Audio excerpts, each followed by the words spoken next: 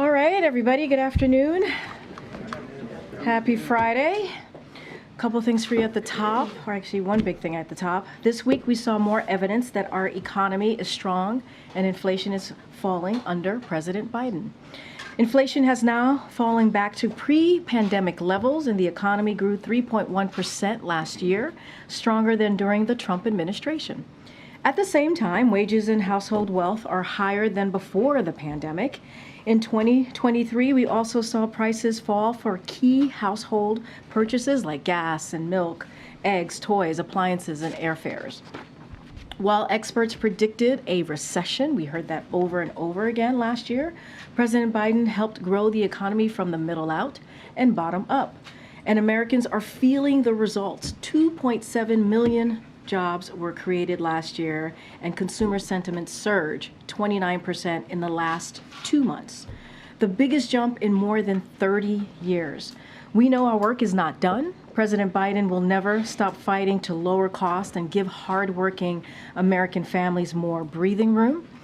This stands in stark contrast with House Republicans, who don't have a plan to lower costs and whose MAGAnomics fails the middle class with tax giveaways for wealthy and big corporations, cuts to Social Security, Medicaid, Medicare, and higher costs from prescription drugs to utility bills. Now, tomorrow, as you all know, have been tracking, tomorrow's International Holocaust Remembrance Day, a time we mourn one of the darkest chapters in human history, when 6 million Jews were systematically targeted and murdered. We also mourn the millions of other victims of Nazi persecution. As the President said in a statement this morning, this year our charge to remember the Holocaust is as pressing as ever. In the wake of the evil attacks by Hamas terrorists on the people of Israel, which amounted to the deadliest attack on Jews since the Holocaust. Additionally, since October 7th, we have witnessed an alarming rise of despicable anti-Semitism at home and abroad, which must continue to be met with our unequivocal condemnation. We must continue to call out Holocaust denialism and efforts to minimize the horrors that Hamas perpetrated on October 7th, including the horrific use of rape and sexual violence to terrorize victims. President Biden will continue to stand up to anti-Semitism and hate-fueled violence at home and abroad, including through the first ever national strategy to combat anti-Semitism he announced last year. This is our charge to ensure we cannot continue to say never again. All right, now as you can see, we have two guests in a room with us today. Since day one, President Biden has led the most ambitious climate agenda in history, unlocking clean energy breakthroughs, advancing environmental justice, and rallying the world's leaders to transition away from fossil fuel. And whether it's historic hurricanes, floods, or wildfires, the science is clear. Climate change is the existential threat of our time. So today, the Biden-Harris administration announced a temporary pause on pending decisions on exports of liquefied natural gas to certain countries until the Department of Education can update the underlying assessments.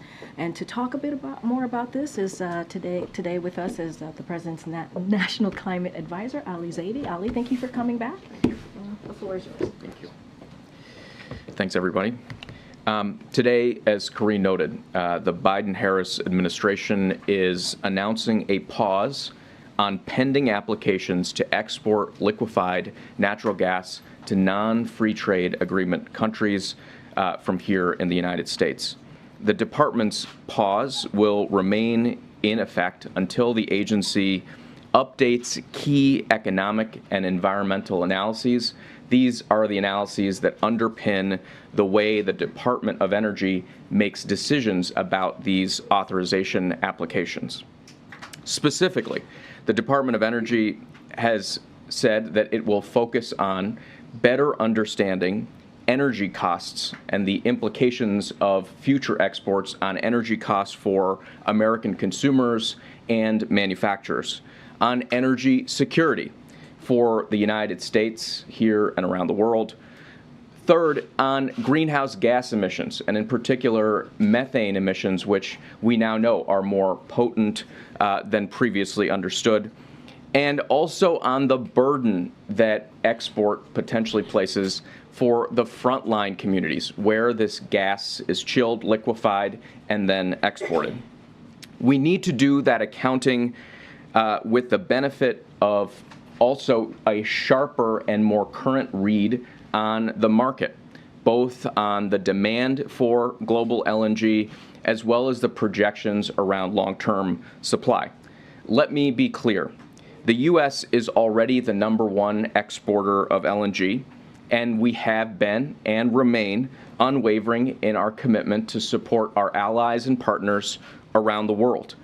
But we have to absorb, at this moment, we have to absorb very clearly all that is in front of us. From day one, President Biden has listened to the science, he's looked out for frontline communities, and he's followed the facts. That's absolutely critical. And that's really been the story of the president's leadership on climate from day one. Whether it was signing us back into the Paris Climate Agreement, reversing countless rollbacks that threatened public health and our energy security, passing the biggest climate investment in the history, not just of the U.S., but of the world, and rallying everybody around the whole world to raise our climate ambition. In Glasgow, just a few years ago, that meant bringing people together around the global methane pledge, which now over 100 countries have joined. And just weeks ago, at the United Nations Climate Conference, that meant bringing the world together on the need to transition away from fossil fuels. So today, from President Joe Biden and DOE Secretary Granholm, we hear more steps in the right direction as we work to tackle the climate crisis and to protect future generations. Thank you, Karine, and thank you, Ellie, for being here. So why is this pause coming now and not on day one? It's almost 3 years into the president's term, and since he took office, the administration has approved thousands of oil and gas projects. So why didn't you take this pause on day one to do all the critical analysis you just talked about? So, great question. The Department of Energy, this analysis that the agency is undertaking, it's not unprecedented, it's routine. And the analytical basis for these decisions, the economic analysis, the environmental analysis, is at this point, in most cases, about 5 years old. We've also seen the market change dramatically over this period of time. If you look just at the United States, which has now become the #1 exporter, we've seen massive build out here of LNG, as well as approvals that would double, just if you look at what's under construction, double the export capacity just if the projects that are under construction when they come to fruition. So that dynamic has changed. The second thing that we've seen change is our evolving understanding of the environmental implications of this. Look, over the last 10 years, for example, we've started to really understand the potency and threat that methane presents to the environment. Methane is this super polluting greenhouse gas, 80 times more potent than CO2. And in some instances, some scientists believe that it represents about half a degree of the warming we're seeing here. And so one of the things that we need to do is take in and integrate some of that additional learning around life cycle greenhouse gas analysis. It's really important that the department does this routine work, and I think this will inform how we approach this program going forward. Thanks, Ali. I know the administration has said this review is expected to take several months. Can you be a little more specific about the length of time this might take? The department is going to move with speed. They're going to really take this head on. It's a commitment from the secretary. What we know is that there's important information to collect. I just spoke a little bit about the market dynamics. We need to understand, for example, also the impact of potential costs on our consumers here in the United States, on manufacturers here in the United States. A large group of manufacturers that have thousands of facilities across the country making things like steel and aluminum actually sent in a letter to the department saying they have a lot of input they'd like to provide. So the department will be doing that work. It will be engaged in a public comment process. This has to be a transparent process, an engaging one, and they will continue to move that forward. And as you mentioned, there's been several reviews in the past. Those generally haven't involved pauses. So why this time is there a pause on these pending sales? Some of your critics are saying it's because of politics trying to please environmental activists ahead of the election. What do you say to that? I think we've got to be clear-eyed about the challenges that we face. The climate crisis is that, an existential crisis, and we've got to be, I think, really forward-leaning into making sure that we're taking that head on. But here's, I think, the critical context for your question, and that is that if you look at the approvals already that have been completed. You've got the number of projects that are under construction set to double the existing capacity, and then approvals beyond that would double it yet again. So there's a long runway here, and we're taking a step back and thinking, okay, let's take a hard look before that runway continues to build out. Can you share the amount of greenhouse gas emissions that this rule would cut in the short term? Can you detail that in any specific way for people to understand? That's I think that's part of what this review is all about, is to understand what are the implications of LNG. We've started to learn more about leakage rates at different parts of the supply chain, upstream, midstream, downstream. We've started to learn a lot about what happens to LNG as it's chilled and then shipped overseas. We're also seeing major shifts in the demand for this product. What is it backing out on the other end? You think about a lot of our allies and partners who use that LNG today actually are on a trajectory to back out that demand, to replace it with things like clean energy and energy efficiency. So this will take all of those factors in and hopefully produce an answer that helps us answer this really important question. And is there a specific benchmark that the administration is trying to reach when it comes to renewable scaling that gets to where you could restrict natural gas exports even further? I think the president's been very clear about his targets and ambition for the United States on climate as a whole. That's getting to an economy that does not put greenhouse gas pollution into the sky by the middle of the century, net zero by no later than 2050, and getting halfway there by the end of this decade. The way we do that is by deploying clean energy. We've already doubled the pace of deployment of technologies like solar and wind here in the United States. Under the president's leadership, we're really seeing a renaissance in the use of technologies like advanced nuclear, folks announcing commitments to invest in that, and plants that were slated to retire staying on to continue to produce clean power. We deployed over 1 million electric vehicles last year in the United States. So I think it's a sector-by-sector strategy pinned down in this North Star goal of getting to net zero emissions economy-wide. And part of that conversation needs to be, as it was at the United Nations conference, how we globally transition away from fossil fuels. This also comes at a time when the world is still grappling with a 2-year-old war with Russia's invasion of Ukraine. What assurances on U.S. LNG can you give allies? And second, can you just also respond to the criticism we've heard today, particularly from the industry, that essentially the administration has handed a win to Russia? Look, we have, I think, beat expectations in terms of our the speed and alacrity with which we've moved to be a forceful ally to folks facing down energy challenges, especially our partners in Europe.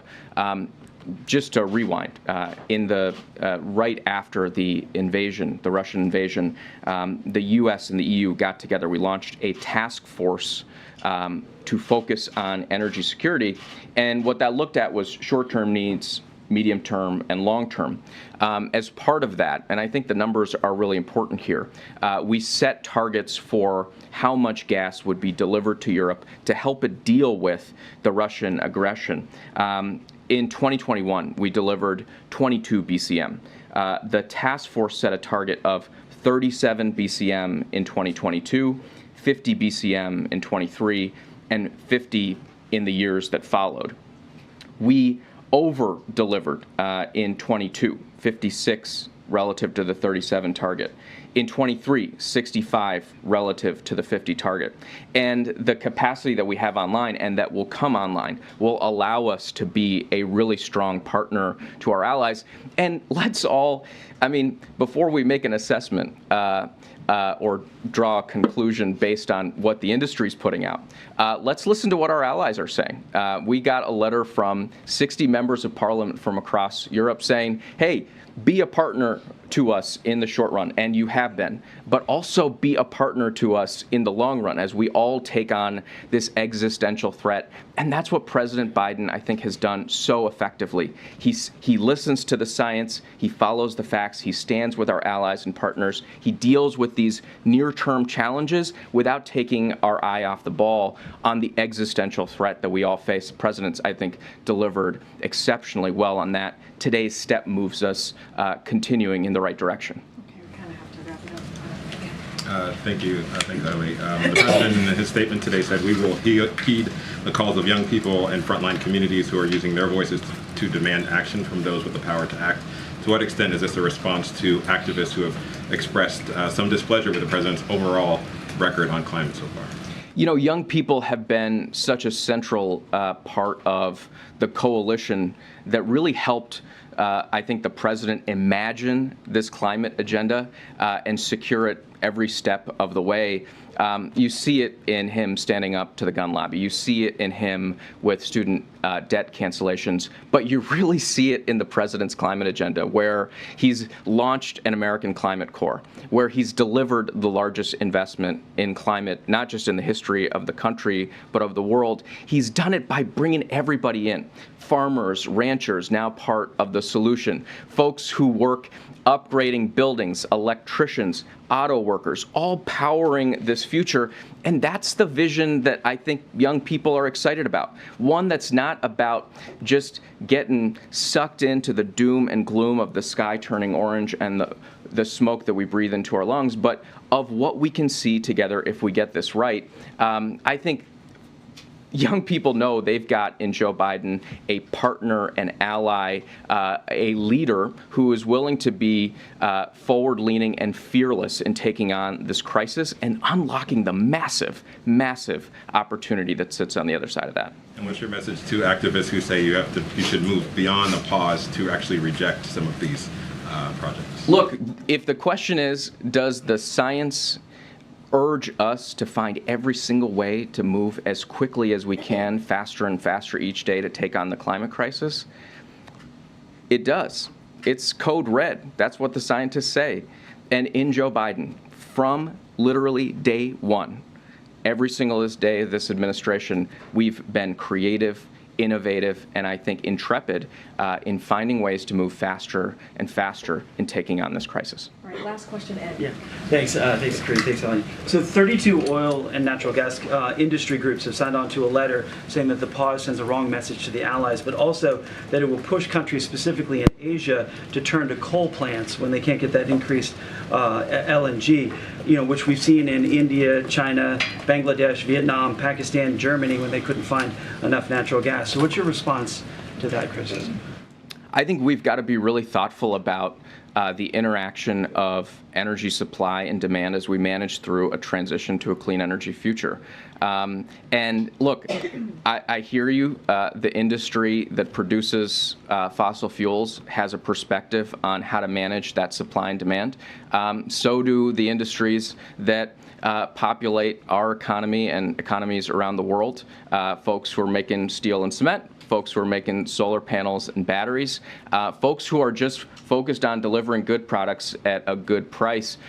We've got to look at all of those things. That's part of the department's analysis, economic and environmental. And in the meantime, you've got a system that is ready to meet our allies and partners where they are, provide that energy security. But we've got to do both of these things at the same time, meet our energy security needs and look at the challenge that we face on climate change. That's what the president has been, I think, uniquely able to do, is manage those near-term challenges, be really, really strong in standing with our allies as they work through the challenges that are right in front of them, and then work on this energy transition to a clean energy future. And you know, we can sort of go through where different groups are, and that's exactly what the Department of Energy process is all about, is making sure U.S. manufacturers, U.S. consumers, they're all at the table providing the input, providing the analysis so that we can come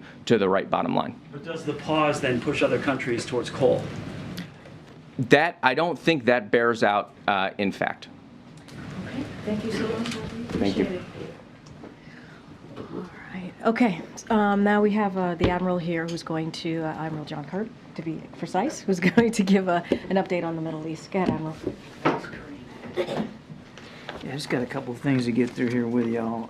Today, President Biden spoke with Qatari Emir Sheikh Al Thani and Egyptian President Al Sisi. As a matter of fact, that second call with President Al Sisi just wrapped up here a little bit ago to discuss the latest developments in Israel and in Gaza, including our efforts to secure the release of all the hostages taken by Hamas.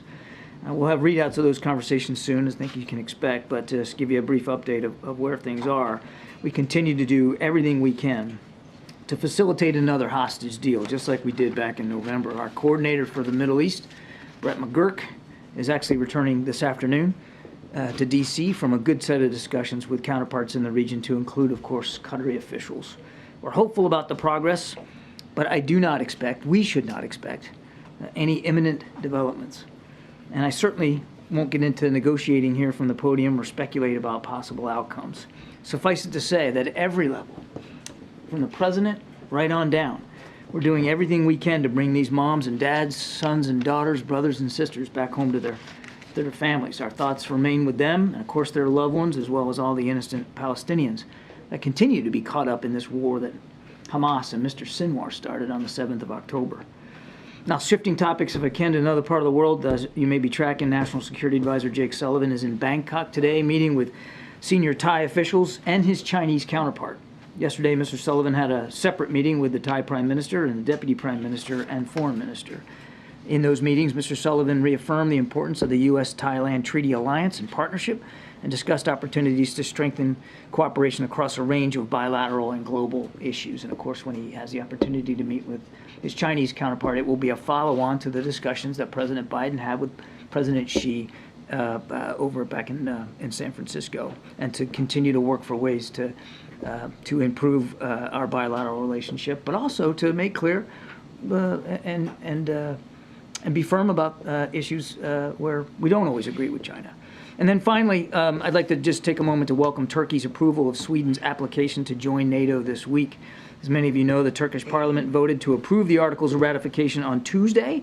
President Erdogan signed those documents yesterday, and we're expecting the instruments of ratification to arrive in Washington, D.C. very, very soon, to be deposited at the State Department as per process.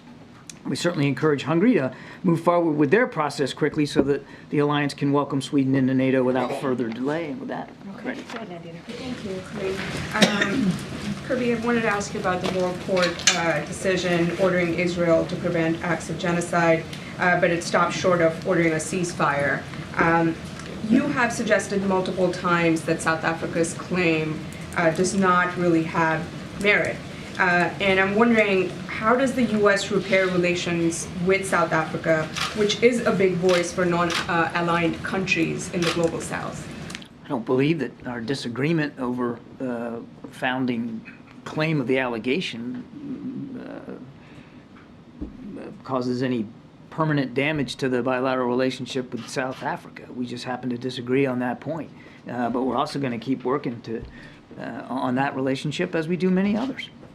So you fundamentally believe the U.S., they claim that the U.S. is supporting a genocidal state.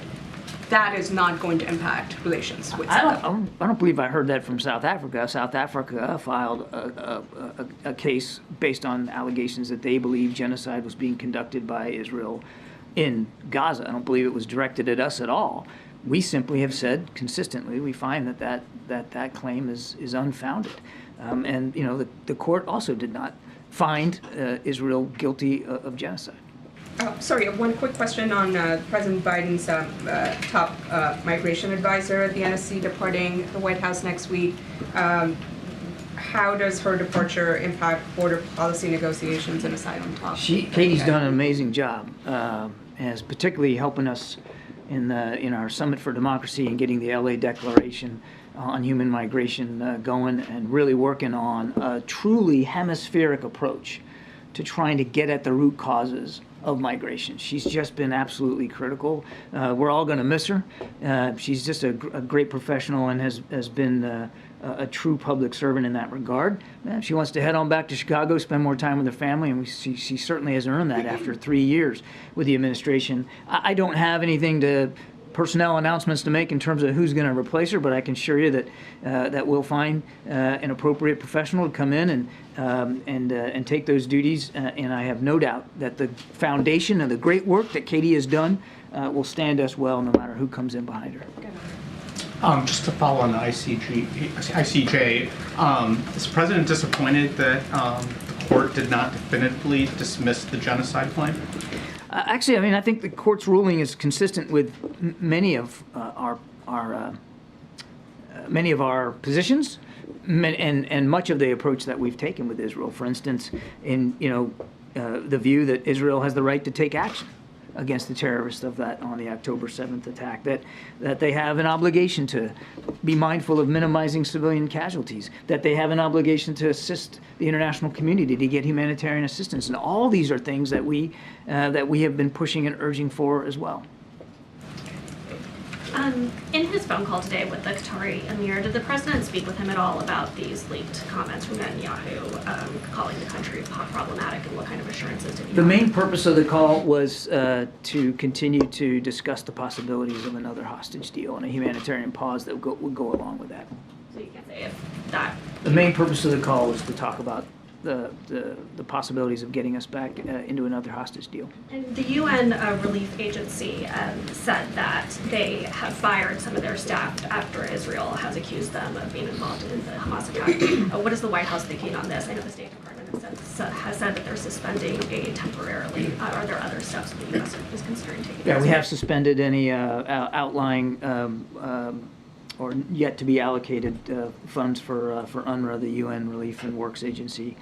Pending the results of this investigation, we're obviously going to watch this very closely. We welcome the UN Secretary General and the Commissioner General of UNRWA, their comments today calling for a full investigation. As Secretary Blinken made clear in his call with the Secretary General yesterday, we expect that will be a complete and thorough and transparent investigation. We all want to see that. It's good for everybody, and that those who should be are properly held accountable for that. And as you saw, the UN said even including the potential for a criminal prosecution.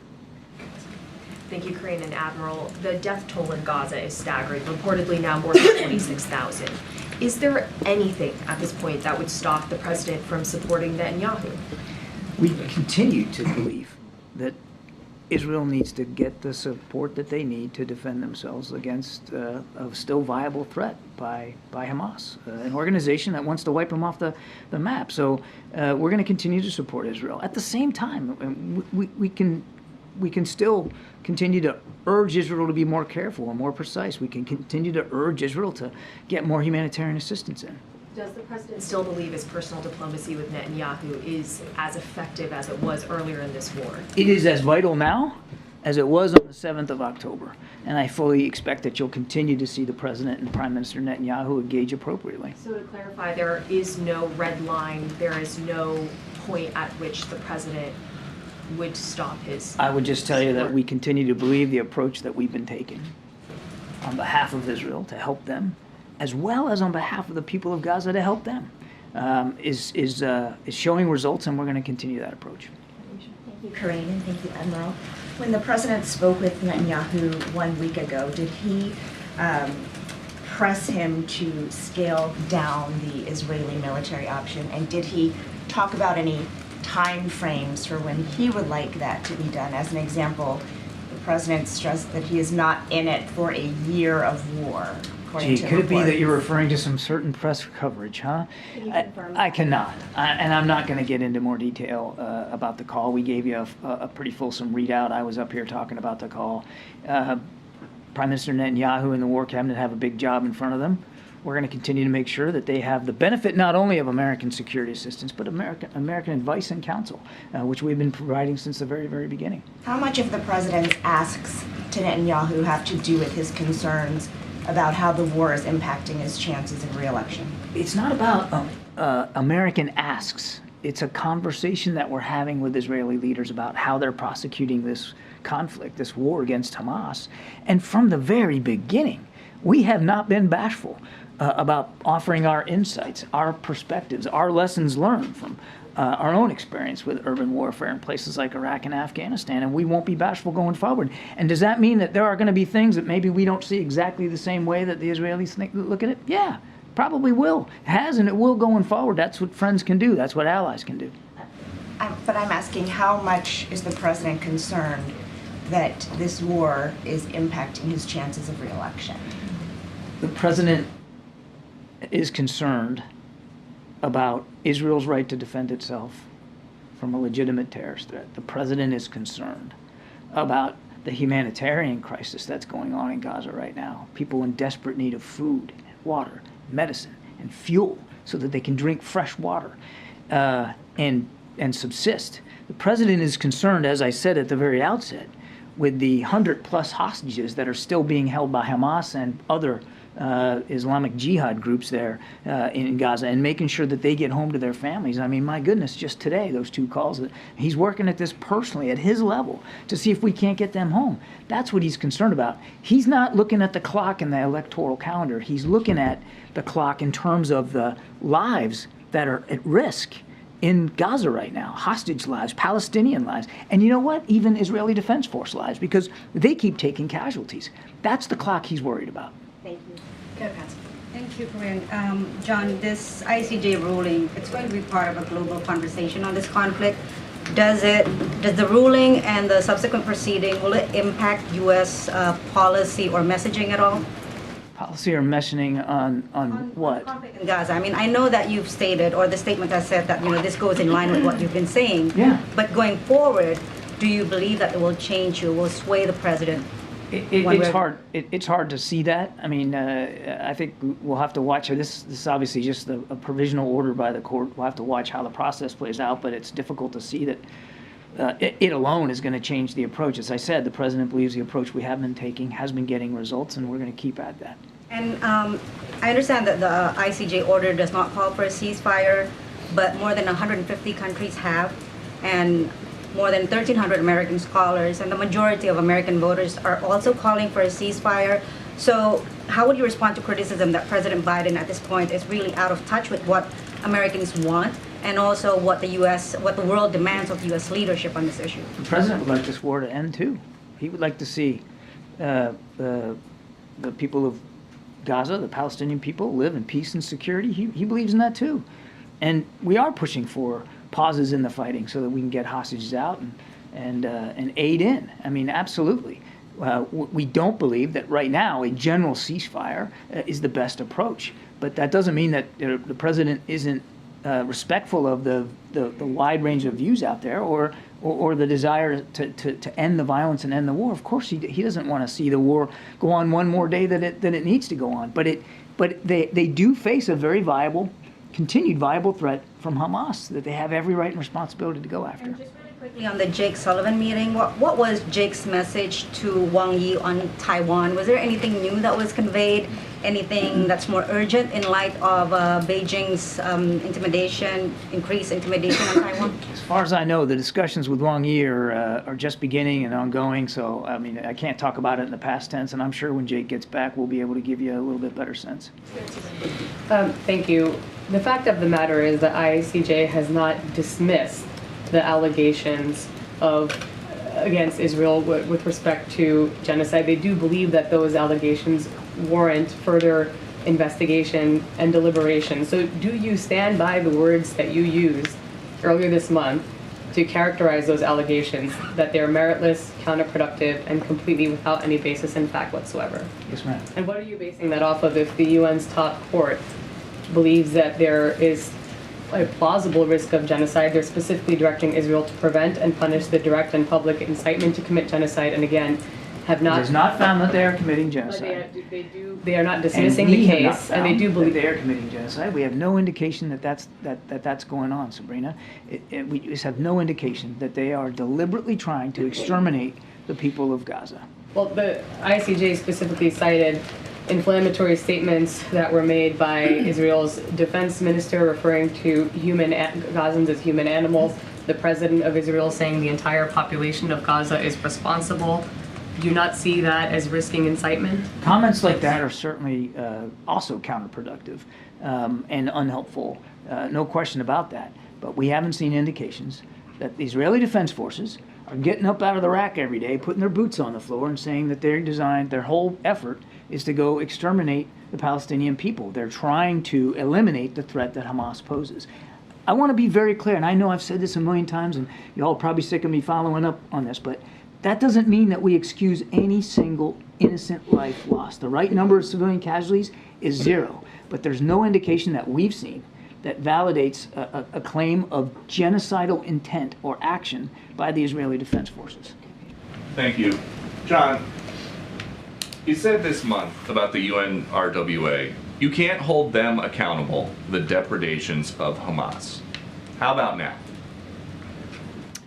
Certainly, it looks as if, Peter, and again, there's an investigation going on, so I'll be careful, but it certainly looks as if there's cause to be concerned about the actions of some of the members of UNRWA, the UN Relief and Works Agency, but that does not, and nor should it, impugn the entire agency and all the body of work that they're doing. They have helped save literally thousands of lives in Gaza. They do important work. Doesn't mean that there aren't some folks in that group that need to be punished for potentially these kinds of behavior, but that doesn't impugn the entire organization. That's bad, though. If there are 12 people who are accused, it's bad. It's bad if there's one. It's bad if there's one. That's bad. And the U.S. is giving them money. How much money?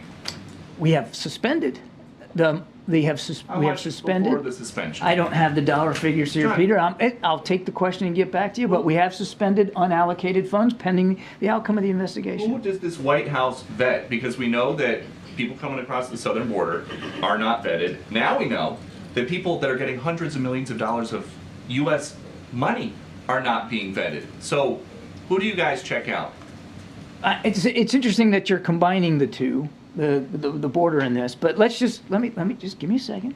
It's not like we don't have a process at the border, and there is a challenge there, and the president does want to get more border patrol agents. But this idea that just there's no vetting and there's no proper immigration enforcement going on at the border just does not comport with reality. There's a lot of work needs to be done to get better at that. But put that aside, because that has nothing to do, and you know it has nothing to do with UNRWA and Gaza. What this administration is doing and how It is a UN resources are being used. It is a UN agency, and yes, we have contributed to their work, and that work has been meaningful, and it has been important in places like Gaza. But we also are willing to hold them accountable for this particular incident and before the alleged behavior by these particular employees. And as I've said, wait, just give me a second now. As I said, we want this investigation to be complete and thorough and transparent.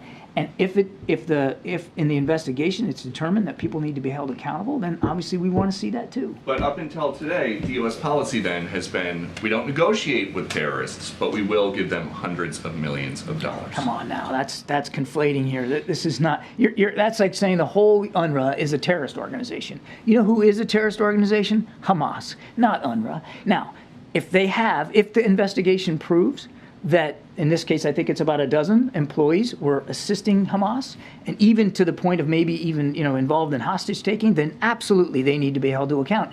And we will although we've already suspended any additional allocations to UNRWA, we'll certainly consider additional, depending on the investigation, whether that requires any additional changes in the way we support UNRWA going forward. Thank you.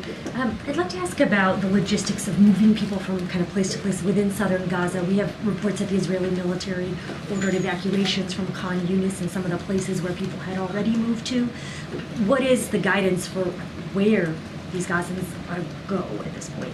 I don't know that I'm qualified to speak to that. I mean, the Israeli Defense Forces have been doing the best that they can to try to inform people about where to go and where not to go and where safe passage is. But we're not privy to that process, and I don't think that's an appropriate question for me to answer. Okay. What we do, just in general, want to make sure that they have provided safe corridors and safe passage for people to get out of harm's way. They've done that in the past. Our expectation is that they should do that going forward. And I wanted to go back to something that Selena had asked earlier about the relationship between Prime Minister Bibi Netanyahu. Is there a sense thus far that the advice that you are giving, I guess, is being counseled and heard and listened to? And I guess I ask this in part because we've had, on our air, someone like Senator Chris Van Hollen, who's been rather outspoken that it seems like Netanyahu is not really abiding by the respect and guidance that is being given by this administration. And so is it your sense that he's listening? And if not, how do you adjust or change behavior if there are no consequences? We believe that the Israeli War Cabinet and the Israeli Defense Forces have been receptive to our advice and counsel on our lessons and perspectives. And we know that in many cases it's led to actual changes on the ground, opening up Kerem Shalom, providing safe passage from the north to the south when they were operating in the north, moving in on the north in smaller forces than they were, relying less on airstrikes. I could go on and on. They have been receptive to a lot of the things that we've wanted to see them do. It doesn't mean that we're going to see eye to eye on everything and every aspect of the way they're prosecuting this operation. Their operation. They are a sovereign nation. We provide our advice and counsel and the lessons learned. They have to make these decisions, and they have to answer for the decisions that they're making or unmaking. That's really for them to speak to. But we are confident that we have the connective tissue with our Israeli counterparts to be able to provide that perspective.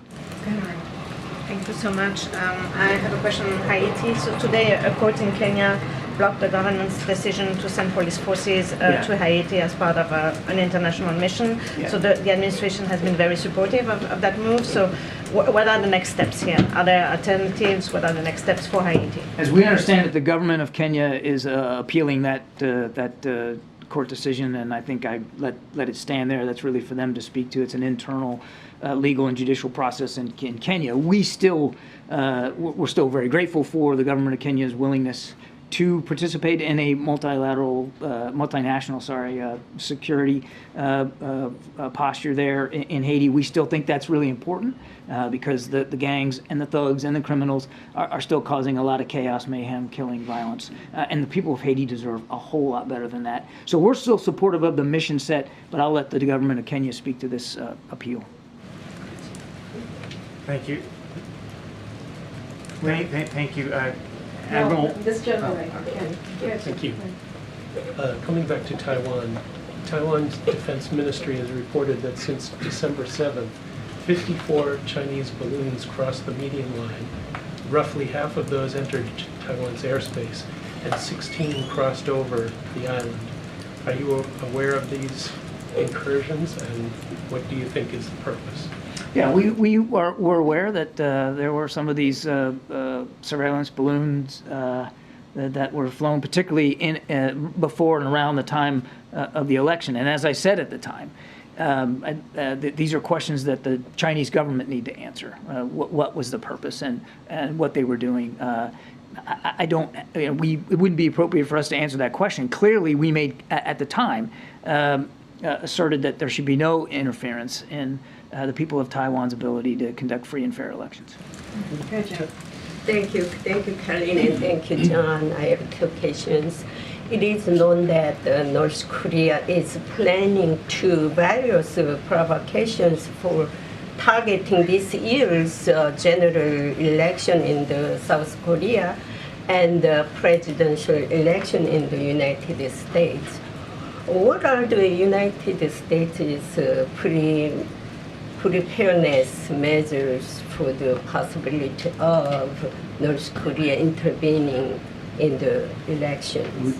No foreign actor, state or non-state, should interfere in our elections, period. And we're going to be just as vigilant in this election cycle as we have been in past about doing what we can to identify and thwart any attempts for election interference. Based on the North Korea's missile provocations so far, do you believe that North Korea actually has the ability to attack the United States? I think I'll refrain from getting into intelligence assessments. We know that the North Koreans continue to pursue advanced capabilities, including ballistic missile capabilities that they want to have. They want to be able to achieve long-range outcomes, and I think. But look, obviously, we're going to do what we have to do to make sure we can protect the United States, protect our allies and partners, and the president has devoted more capabilities into the region and has worked really hard with our counterparts in Japan and South Korea particularly on trilateral cooperation to be able to defend ourselves. Thank you, Karine. Back to the ICJ, I want to follow up on Sabrina's question. There is a ruling that says 15-2 that Israel should not destroy evidence of crimes against Palestinians. Do you agree with that ruling at least? Again, with making it clear that we haven't seen such crimes, and we've seen no indication of such crimes, obviously. We respect the court's role as an arbiter of solving peaceful disputes, and we would not want to see anybody, should there be that kind of evidence in any situation, move to destroy that evidence. And all the collective incidents that we've been asking you over the month, whether it's a civilian who's carrying a white flag that's being shot dead, whether it's desecrating of graves, whether journalists who are being killed or targeted. Can you tell us, when you said that you relayed this message to the Israelis, how can we get some kind of accountability? How can we get answers for all these questions that collectively you call incidents and you cannot comment on each individual incident? I'm not really sure how you want me to answer the question, so I'll just repeat what I've said before. We're not going to react in real time to every single event. When we... Sorry, my question is, do you relay this to the Israelis? Can we get an answer from you of what the Israelis been responding, whether they are really responding to you positively and they're saying, we are aware of this and we're investigating it, etc. Do you get an answer for us from to the best of our ability? If we have something that we can speak to in terms of what the Israelis are doing, we'll do that. But it is really for the Israelis to speak to their operations and what they're doing, and if they investigate what their investigation is finding. Doesn't mean that we're going to be bashful about speaking out if we have concerns. We've done that in the past. We'll do that in the future. Brian.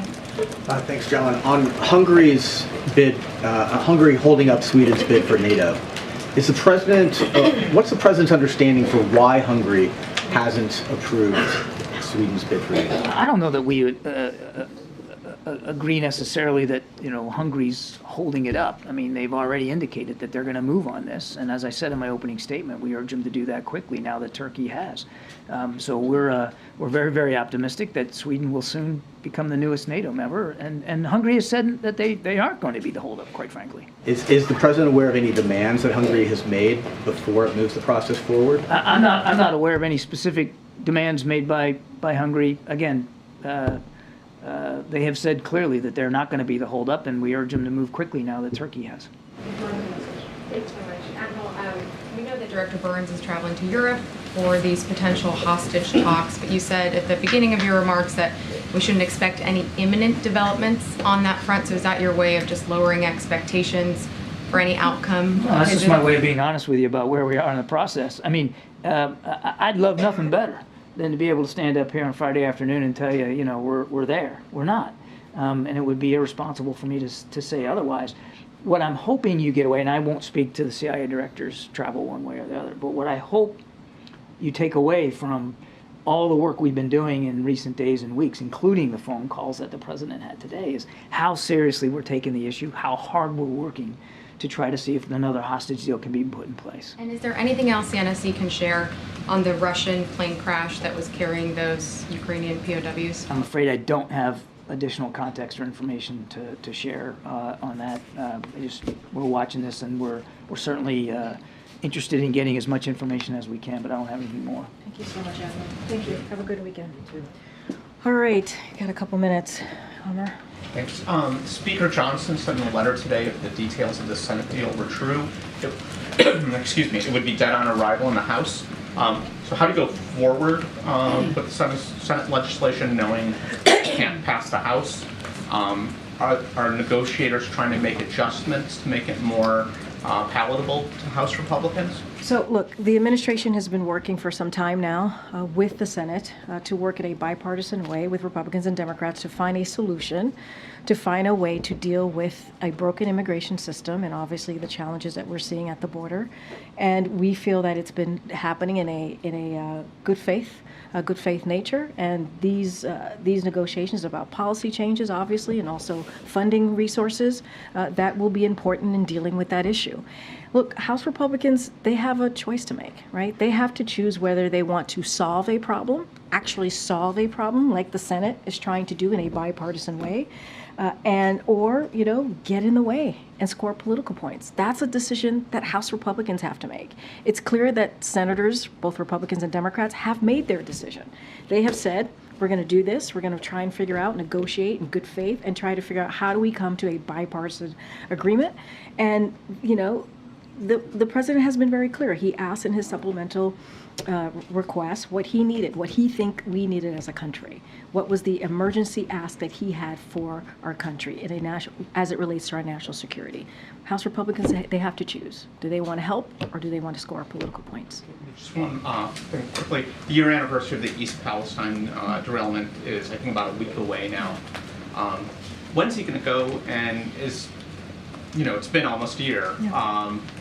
Is this becoming more of a hindrance to the president and a sign of almost insensitivity by not going?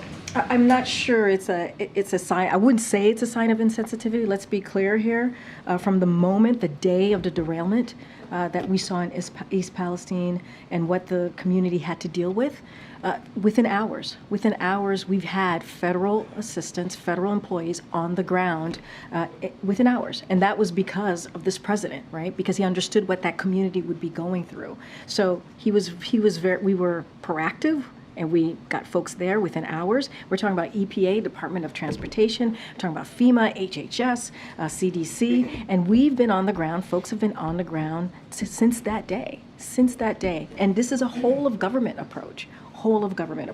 So, and the president's going to continue to ask Congress to act. Obviously, there's a rail safety act that needs to be strengthened, and the president's going to continue to do that. As it relates to the president's trip, obviously don't have anything to announce at this time. When it is appropriate or helps the community for him to be there, obviously he will be there. He's done that. It doesn't matter if it's in a rural area, urban area, suburban area, red state, blue state. The president has always been there to assist and be there for the community. So when it is helpful, he certainly will do that. But I want to, you asked the question about insensitivity, but the president did do exactly what the community wanted him to do, or that was right for the community, was give assistance within hours of the derailment. And we're holding, let's not forget, we're going to hold accountable Norfolk, Suffolk. Like, we are going to make sure that they actually, stay to account what they caused on the ground with this derailment.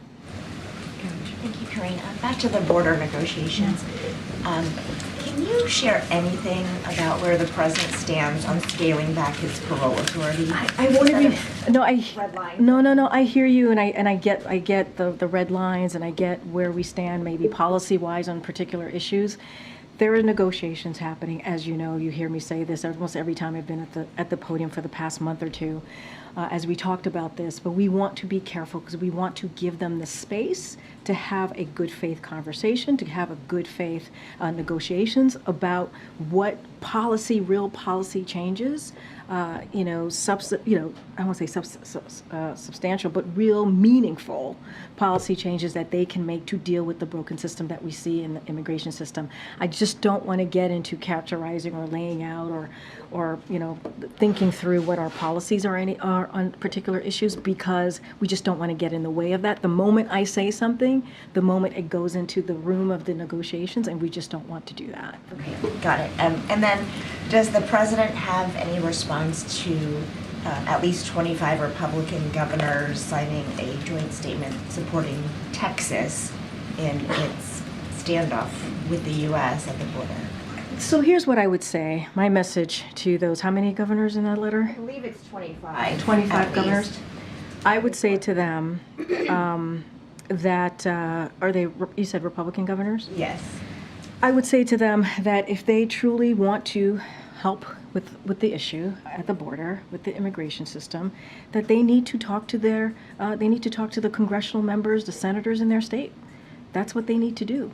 They need to ask them to make sure that they have the resources they need within their respective states to take action, right? To actually deal with a broken system. The way that we deal with this is legislatively. The way that we deal with this is for Congress to act. And so that's what those 25 Republican governors need to do. They really want to help. They really want to assist. They really want to see change with the immigration system. They really want to fix the challenges that we see at the border.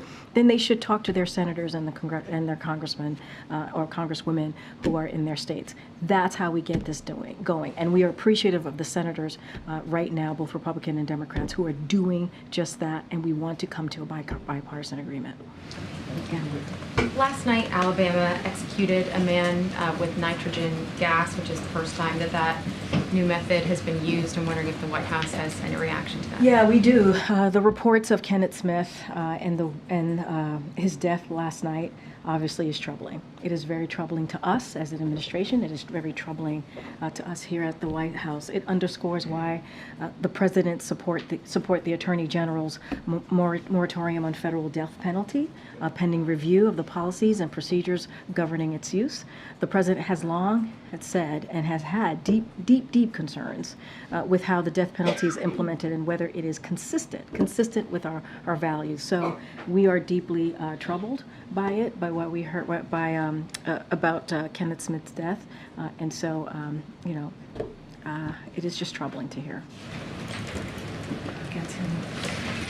Thank you, Karine. How concerned is President Biden about Trump weighing in on these border negotiations, especially considering how much influence he has over the Republican Party? Does he think it's appropriate? I mean, look, that's for the Republican Party to speak to. Seriously. I mean, I want to be really mindful because that's candidate Trump speaking, right? So I want to be careful as upcoming elections, as you hear me say, as often as I can. Got to be careful as a federal employee. There's something called the Hatch Act, as you all know, so don't want to comment specifically on him. But look, there is a real issue, a real challenge at the border. There truly is. The president understands that. The president has said that himself. And we know that the immigration system is broken, and it has been for decades now. We want to get that done. We want to fix that. We want to take steps to get to a place where we can deal with the issues at hand. And that's why he put forth on his first day a comprehensive immigration policy. The president's taking this very seriously. He's taking this very seriously on behalf of the American people.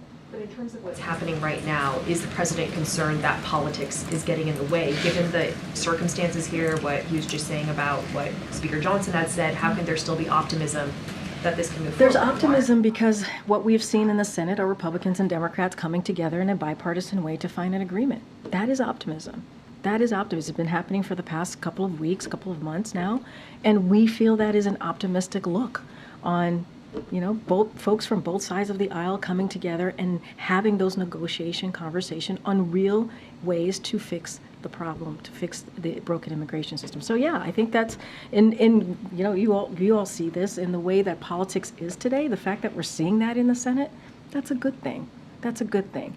And I already said, House has to make a decision. They have to make a decision. House Republicans have to make a decision if they want to be part of the solution or part of the problem. Has the president spoken with McConnell since inviting him to the White House? So I don't have any calls to read out. As you know, as you just laid out, they were here just last week, and this was obviously a conversation. The border security was a conversation for during that meeting. Obviously, it was about Ukraine and getting that all important continued funding for Ukraine, but obviously that came up. I just don't have anything else to read out. But I would say folks here in our administration and obviously the Office of Legislative Affairs have been in constant communication with senators over the border security bipartisan agreement negotiation, and so that has continued and that will continue. Okay, Karen. Thanks. A couple questions on artificial intelligence. There were fake sexually explicit images of Taylor Swift all over social media this week, likely generated by AI. How concerned is the White House about the misuse of this kind of technology? And does the White House want to see Congress move forward on legislation that would make sharing, posting images like that a federal crime? So I'm glad you asked that question because it is alarming. We are alarmed by the reports of the circulation of images that you just laid out, false images to be more exact, and it is alarming. So while social media companies make their own independent decisions about content management, we believe they have an important role to play in enforcing their own rules to prevent the spread of misinformation and non-consensual intimate imagery of real people. Sadly though, too often we know that lax enforcement disproportionately impacts women, and they also impact girls, sadly, who are the overwhelming targets of online harassment and also abuse. So the president is committed, as you know, to ensuring we reduce the risk of generative AI producing images like through his latest executive order that we announced just in the fall of last year.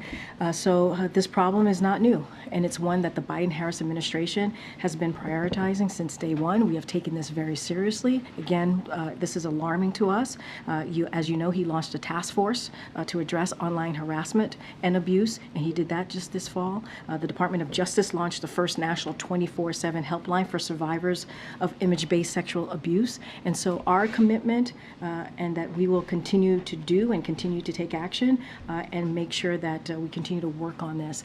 And again, this is very alarming, and so we're going to do what we can to deal with this issue. Should there be legislation too moving forward? Yeah, there should be legislation, obviously, to deal with this issue. But as I just stated, the president has taken action, whether it is a task force, whether it's the Department of Justice doing what it can with the 24/7 online assistance. And so we're going to continue to do what we can from here. Of course, Congress should take legislative action. That's how you deal with some of these issues, obviously. But it is alarming to us, and we're going to continue to do what we can from the federal government. Okay, Francesca.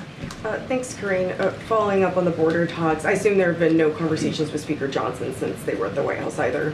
I don't have any conversations to read out since last week. Sure. And in his letter today, he also said that House Republicans would move forward next week with impeaching Secretary Mayorkas. Given these strong differences of opinion on the border, how realistic is it really that there is a deal that it can even pass that would pass the Senate and the House at this point?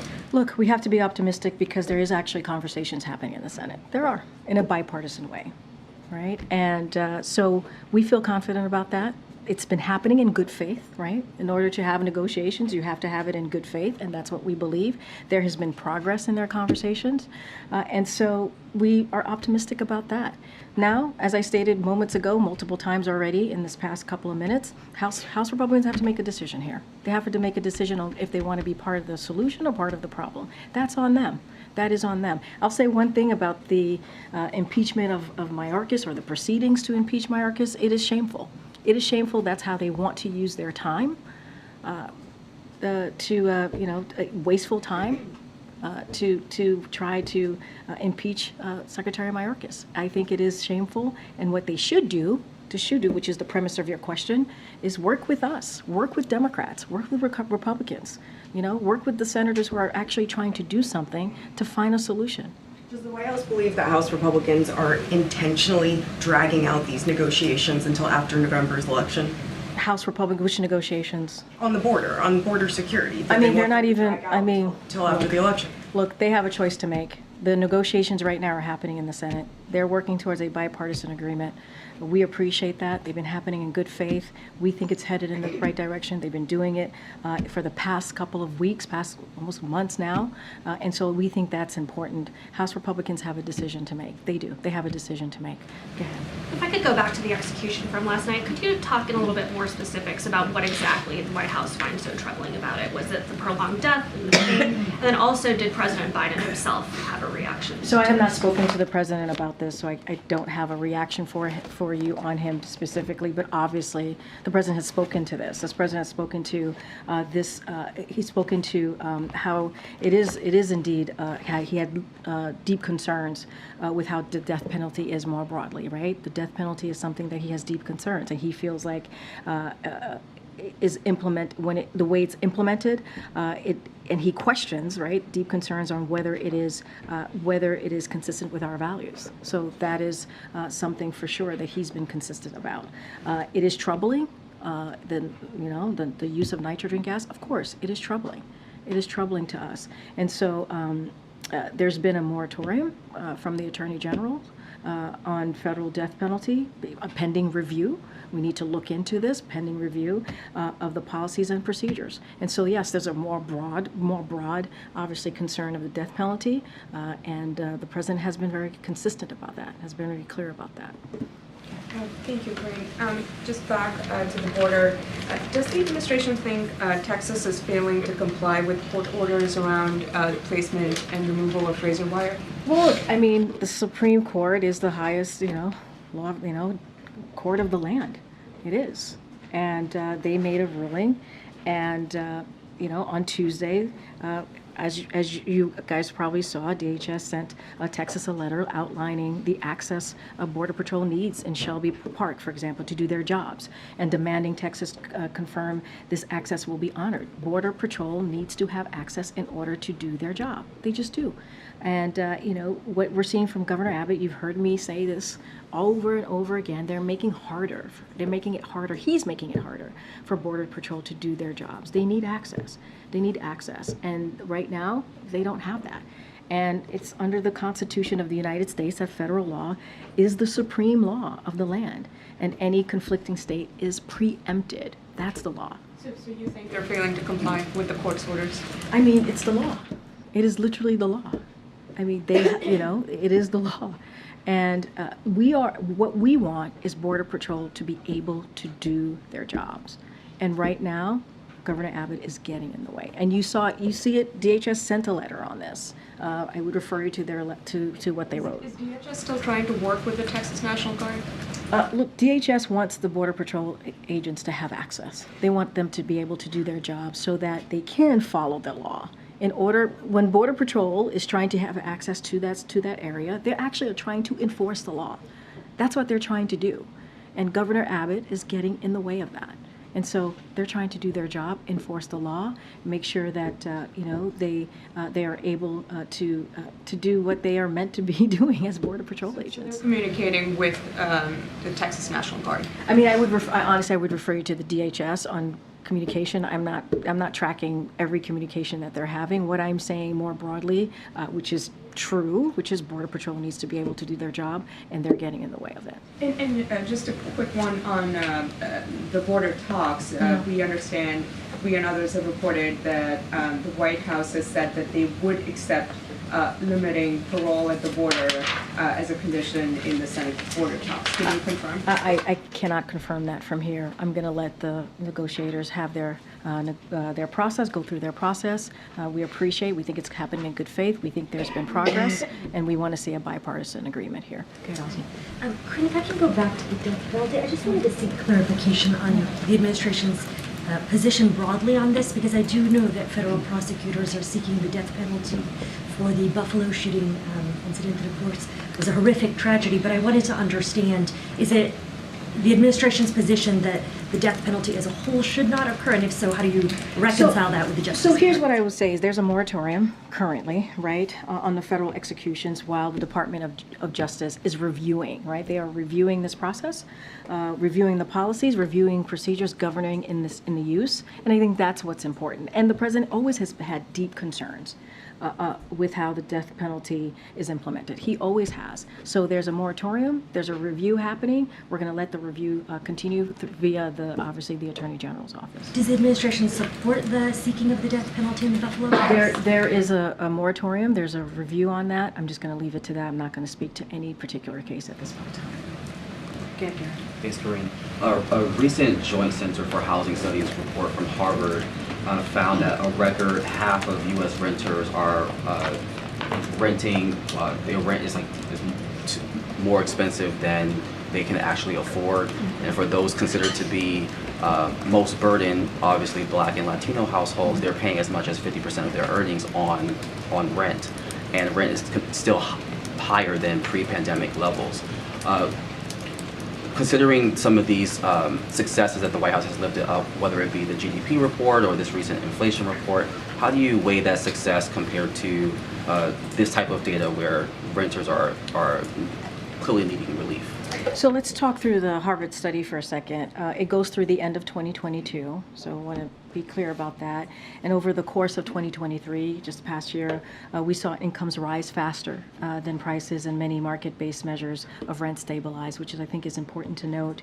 But we know that housing affordability remains a challenge for families, as you just laid out, families in particular, poor families, Black and brown communities, obviously. And so while for decades there has been no action at all as we talk about housing affordability, and this president has taken some action to making sure that we're lowering housing costs. A couple of things: putting policies in place to build more housing, for example, reducing mortgage insurance premiums by $800 per year for hundreds of thousands of first-time home buyers, expanding rental assistance, and taking on unfair junk fees that drive up the cost of rent. So those are actions that we have taken. Remember, there's been inaction on this for decades, but the president has taken some action. So we have a plan that the president put forward on continuing to lower housing costs, and so we want House Republicans, Republicans more broadly in Congress, to take action. There's ways to really deal with this in a legislative fashion,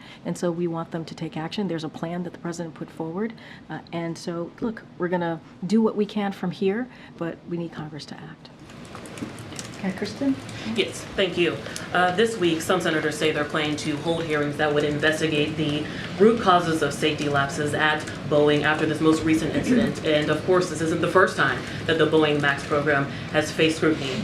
With all that said, has the administration considered expanding its quality control inspections for other Boeing planes? And if so, what could that scope look like? So a couple of things. As you know, safety is the #1 priority for FAA, so that's important to note. And let's not forget, FAA actually recently launched an investigation and increased its oversight on Boeing, so that's also important to note.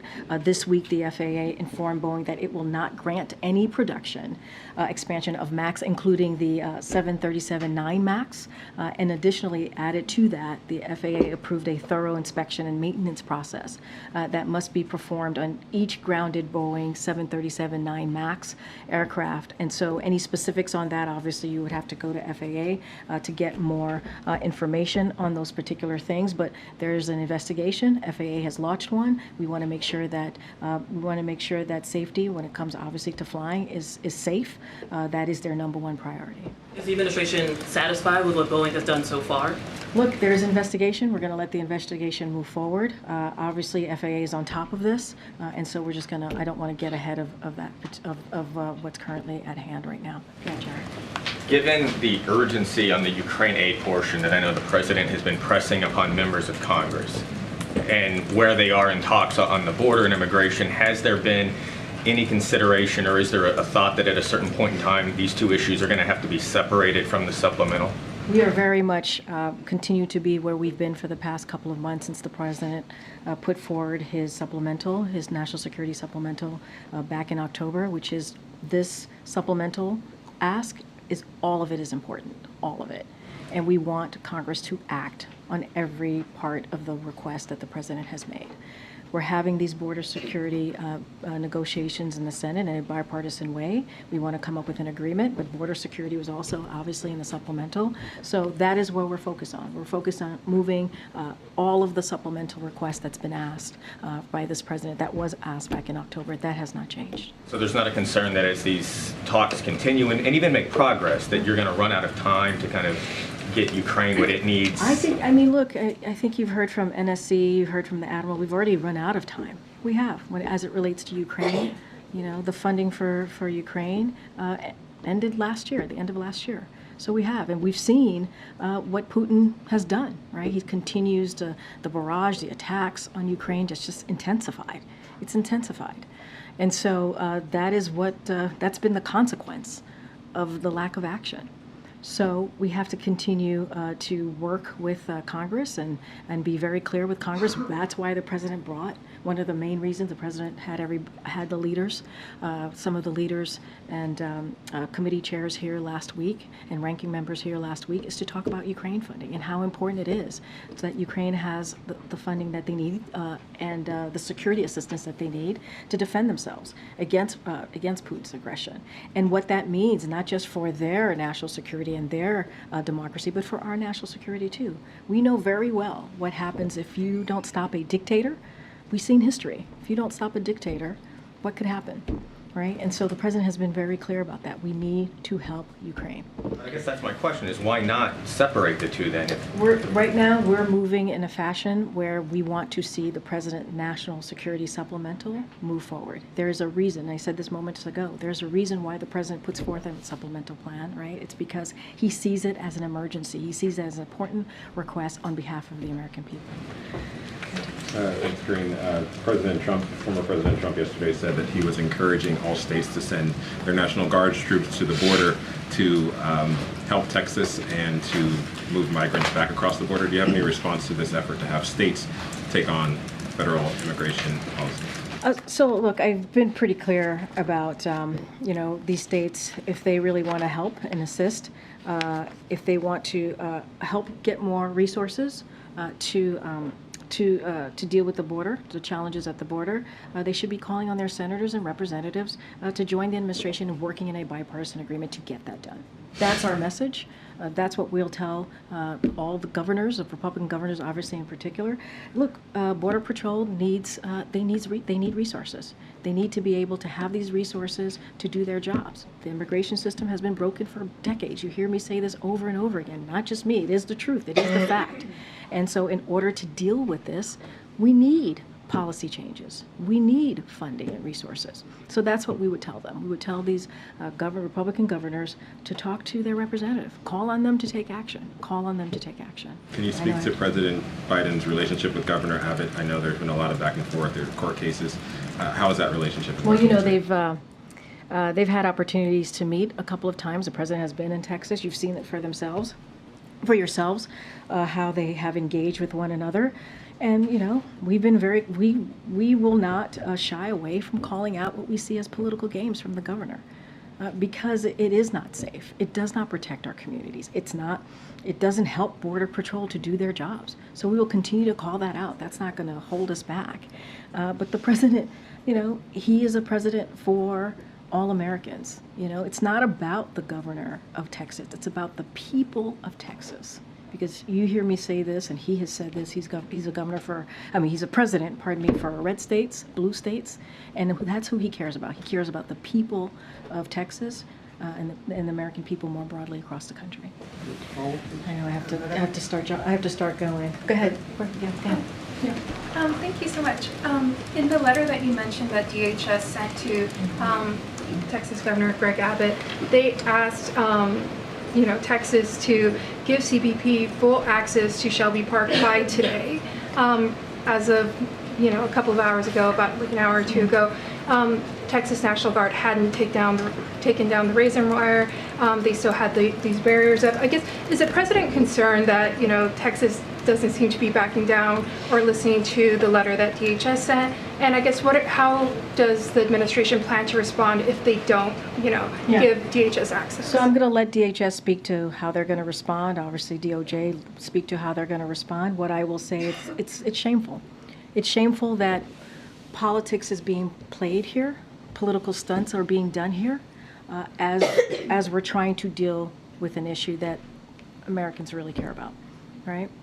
And all we are asking for is Border Patrol to have access to an area so that they can enforce the law. That's what they're trying to do. They're trying to actually do their job to enforce the law. That's what Border Patrol agents are meant to do, and that's what they're trying to do. And you have politics being played, and you have a governor getting in the way of that, And so it is shameful that we continue to see these political stunts and we continue to see these political games. It is not safe. It does not help solve the problem. It does not help solve the issue. All right, now I have to wrap it up. Go ahead, Brian. Thanks a lot, Karine. I had a question on the border. With the president's emergency asking, he's asked Congress to for more money to hire more Border Patrol agents, to hire more officers to vet people who want to come in and make sure they have legitimate claims. Should the American people be prepared for the situation on the border to get worse if that money is not approved? So look, I'm not going to get into, read the future and how things are going to turn out. What I can speak to is what we're trying to do right now to deal with the challenges, to deal with the broken system, the immigration system. That's what I can speak to. What I can speak to is what the president has asked for. You just laid out. He asked for more border agents, obviously. He's asked for 2,000 to hire 2,000 more border agents and law enforcement officers, install new drug detection and technology to stop fentanyl from coming into the country, going into communities, hire more immigration judges and asylum officers. That's what was in his plan. That's what he's asked for. That's what he wants to see. Now we're having a very important conversation with the Senate Republicans and Democrats. We appreciate that. We think Congress must act. They need to act. And that's how we're going to deal with this issue. If you think about it this way, too, more than 3 years ago, the president on his first day put forward a comprehensive immigration legislation and put it forward to Congress. If Congress had taken action 3 years ago, they had taken action, worked towards that, we wouldn't be where we are today. We just wouldn't. But now we're having these conversations, and hopefully we can get to a bipartisan agreement. Okay, Andrew, you have the last question. Thank you. On the subject of the border and the Texas Guard, I understand you want to refer some of these questions to DHS because DHS controls the Border Patrol, but at a certain point, Texas National Guard soldiers and National Guard soldiers from other states are being used to frustrate federal authority. They are being used to get in the way of federal immigration enforcement and to flout a court order from a federal court. At what point does the president step in and say, enough of that, these are American soldiers, I am federalizing the National Guard and ordering them to let the Border Patrol do their jobs because they took an oath to the Constitution and I am their commander-in-chief? When does enough become enough? So I'll say this. I'm not going to speculate on any actions the president could use. I'm just not. I'm just not going to do that. It is very clear, and I would remind everyone that the circumstances under which the federal government can mobilize a state's National Guard are outlined in the law, right? So that I'll leave that there, but I'm just not going to get into speculations on any actions the president's going to take at this time. And I'm going to reiterate, if these Republican governors actually cared about doing something to deal with the challenges at the border, about doing something, real meaningful actions, right, to deal with the immigration system that's been broken for decades under Democrats, under Republicans, not just this president, then they would reach out to their representative, their congressional representatiors, their senators and Congress members in their state who I'm assuming they know well. I'm assuming they've worked with them on issues that deals with the federal government. They should talk to them and say, hey, we need you, Congressman X, we need you, Senator X, in my state to work with Congress, to work maybe with the senators who are the Republican and Democrat senators who are doing this process, going through the negotiations. We need you to work with them so that we can fix so that we can deal with the challenges at the border. That's an easy ask. That is not difficult. That is something actually easy to do. It does not take much work from them to make those requests and to talk to their congressional members that they probably talk to and speak to about many other issues as it relates to their state and the federal level. I understand you're talking about the political process. It's not a political process. Wait, hold on a second. It's not a political process for a governor in their state to talk to their congressional members about taking legislative actions. That's not politics. That's just the right thing to do on behalf of their constituents. That is not politics. But what I'm saying is that this appears to be a concerted effort led by the governor of Texas and joined by Republican governors, encouraged by the Republican likely nominee for president, who I know you cannot talk about up there, to flout federal authority, to undermine federal authority. And you don't seem to be willing to say that the president will uphold the authority of the federal government. So I've already answered this question multiple times, and I'm happy to repeat myself to you, Andrew. Number one, the president has taken this incredibly seriously. Incredibly seriously. When you have a president for their first legislative action is to deal with immigration and put forth a comprehensive plan to Congress, because that's the way you're going to actually deal with this issue. 3 years ago, Andrew, and no action has been taken by Congress. When you have a president that has been working with negotiators via obviously his team here with Republicans and Democrats in the Senate to have a real conversation, to talk about, in good faith, to talk about comprehensive ways to deal with policy, comprehensive ways to deal with funding, to deal with the immigration system, that's a president that's taking it very seriously. The president had Republicans and Democrat leaders here and ranking members of those committees. In that conversation had to deal with Ukraine, but that came up as well. And the president said it is important for Congress to act. We have been saying this. If you have a Republican governor that is playing political stunts and continues to do that and put actually the Border Patrol agents in harm's way and preventing them to do their job, that's a political stunt. We're going to call that out too. DHS has taken action, DOJ has taken action. That's a president that's taking it really seriously. I can't speak to DOJ actions, obviously, but those things are being taken very seriously because Border Patrol agents need to get to the area to do their jobs, to enforce the law. So if you think about it, you're asking about our legal authority. The governor is literally getting in the way of Border Patrol agents to do their jobs, enforcing the law. That's a problem, and that's something for him to answer. Guys, I gotta go to a meeting with the president. Have a great Friday, guys. Thank you. Thanks, Karine. Have a nice week.